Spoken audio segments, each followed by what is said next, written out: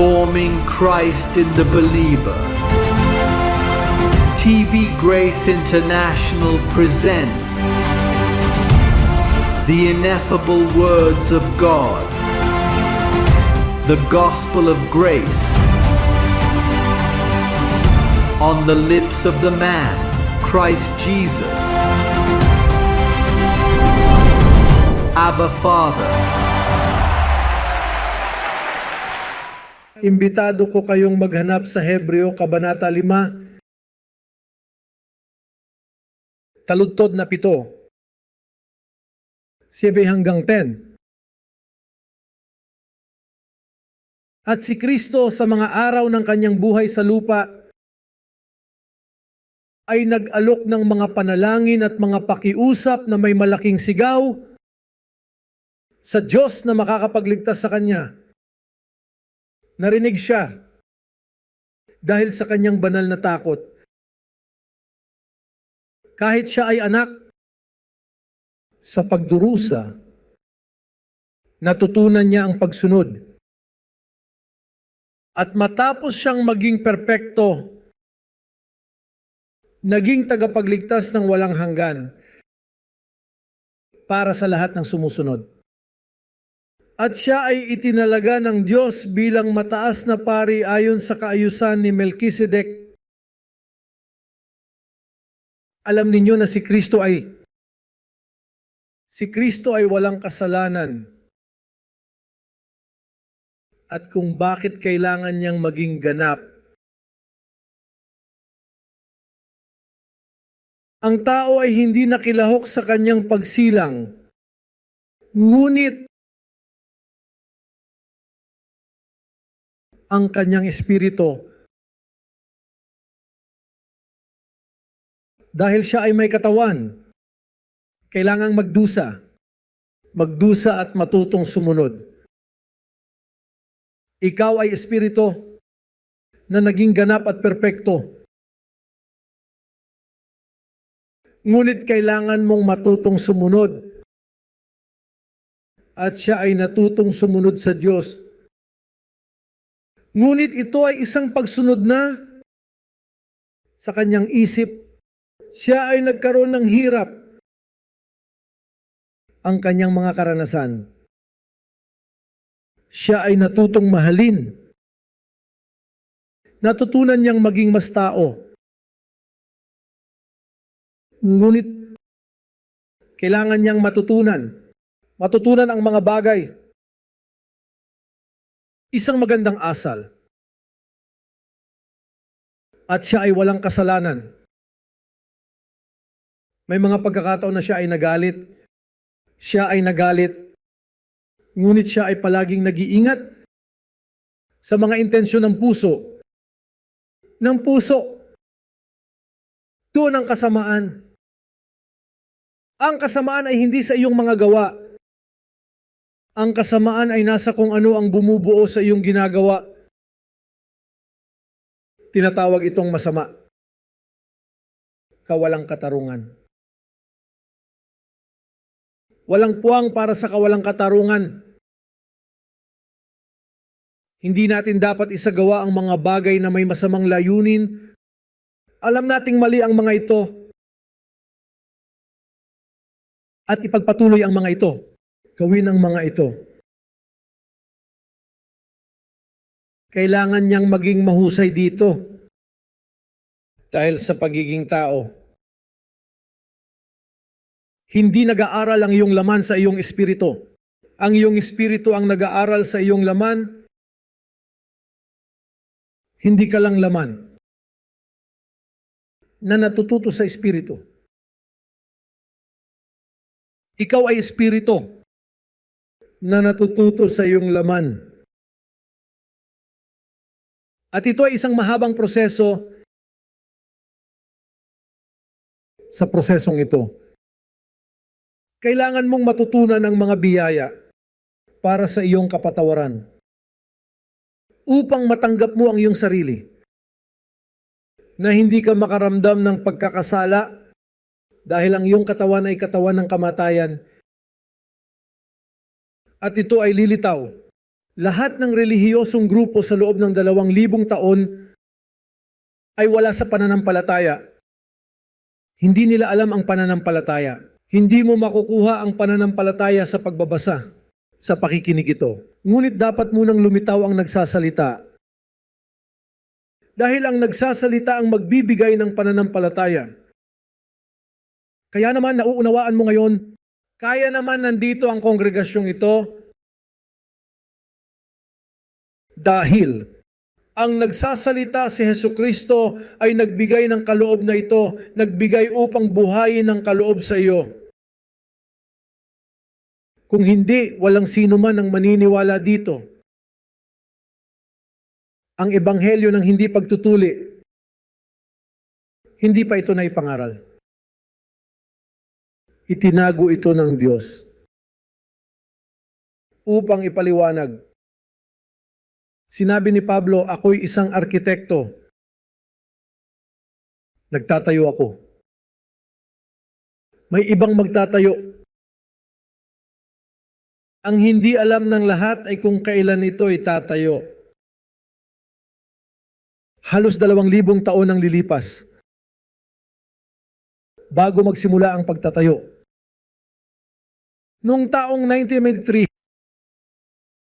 hindi ko naintindihan. Ako'y isang tabing na walang kaalaman. Dumating siya at binigyan ako ng pananampalataya. Ako ang unang nagtiwala ng tama. Nang ako'y naniwala, nagsimula akong ibahagi ang aking naririnig. At talagang mahirap sa simula na hindi makapaniwala ang mga tao. Hindi pa namin ito narinig. Sinasabi ng lahat. Ngunit saan ito nagmula? Sinasabi ko, mula sa iyong Biblia. Oo, ngunit ipinaliwanag mo ito sa isang kaalaman na hindi pa namin narinig. Kamangha-manghang makita ang kung paano muling dumating ang Diyos. Walang nakakaalam na ito ay magiging ayos. Ang kanyang isipan, ang kanyang salita, sapagkat ang kanyang salita, espiritu ito.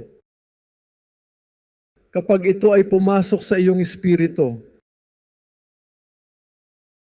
binibigyan ito ng kapangyarihan.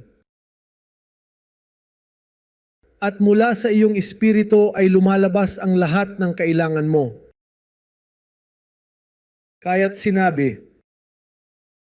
ang laman ay walang halaga. Ang espiritu ang nagbibigay.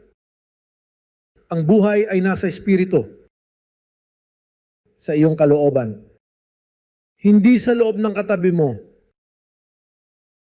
Iyon ay para sa kanya. Nasa iyo ang sagot. Ito ay iyong responsibilidad. Ito ay iyong tawag. Ito ay iyong pribilehiyo. Na ang buhay ay manggagaling sa iyo. Hindi ka hihingi ng langis mula sa iyong kapwa. Hindi mo sasabihin na mamatay ang aking ilaw. Pahiram ng langis para sa aking ilaw. Hindi dahil ang iyong ilaw ay laging puno. Ang buhay ay nasa iyo. Dahil sa iyo ay may kayamanang dapat paunlarin. Hindi mo nakikita ang kayamanang iyon. Sinasabi mong oo. Ang laman ay may malaking epekto sa iyo. Ang mga tradisyon, ang politika, ang mga aral mula sa iyong mga magulang na nakabatay sa mga tradisyon ay may kapangyarihan pa rin sa iyo at ang mga salita ay naghahati sa mga iyon at tumatagal iyon. Kumuha ng mahabang panahon dahil ito ay naghahanap ng iyong pagsunod. Sa Nazaret, tumagal ito ng matagal. Lumipas ang halos 30 taon na bumubuo ng tabing, na nag-eksperimento. At sa iyo ay ganito rin. Ikaw ay hinuhubog. Sila ay nakikipag-ugnayan. Ang narinig mo tungkol sa kasunduan, hindi pa natatapos yon. Kaya hindi ka maaaring malugmok sa pananampalataya dahil may mga tao sa ating paligid. At bago sila mahubog, sila ay nag-aaborta dahil sa kanilang nakikita. Kaya kailangan nating manatiling masunurin upang hindi maging balakid. Dapat tayong marunong makinig. Sila ang may problema, mga Hebreo. Ang kanilang kahinaan ay ang pagiging mabagal sa pakikinig. Ngayon, teknolohiya. Ang mundong ito, kailangan ng iyong pandinig. Dapat kang matutong makinig. Kailangan mong matutunan ang mga sandaling iyon. Nagsasalita ka sa iyong anghel, nagsasalita sa iyong sarili. Nakikipag-usap sa iyo. Nakikinig. Nagkukumpuni. At nakikita ang anghel na nagtatrabaho. Napakaganda kapag nakikita mong nagtatrabaho ang anghel. May mga sorpresa siya para sa iyo. May mga magagandang bagay siya para sa iyo.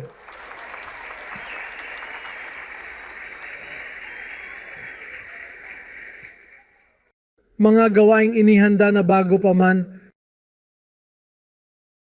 at sinasabi niyang mga mabuting gawa, sabihin ito ay mabuti. Kaya dapat kang maging masaya dahil ito ay mabuti. Walang masamang mangyayari. Hindi sisirain ang mundo. Ang langit ay nakipagkasundo sa lupa. Kung ang lupa ay sumabog, sumasabog din ang langit, lahat ay maayos. Lahat ay maayos. Walang digmaan na magdadala sa pagkawala nito. Magpapatuloy ang mundong ito. Mananatili ang mga dalampasigan. Mananatili ang mga bundok. Mananatili ang mga bulaklak. Mananatili ang mga magagandang bagay. Ang tanging magbabago ay isang may sakit na sistema. Ngunit kailangan mong makipag-ayos sa iyong isipan. Kailangan mong sanayin ang iyong mga pandama upang kapag lumitaw ang sistemang iyon, kapag lumitaw ang pagbabago, huwag kang magulat dahil ikaw ay isang espesyal na henerasyon. Ikaw ay isang bayan na walang katulad sa mundo.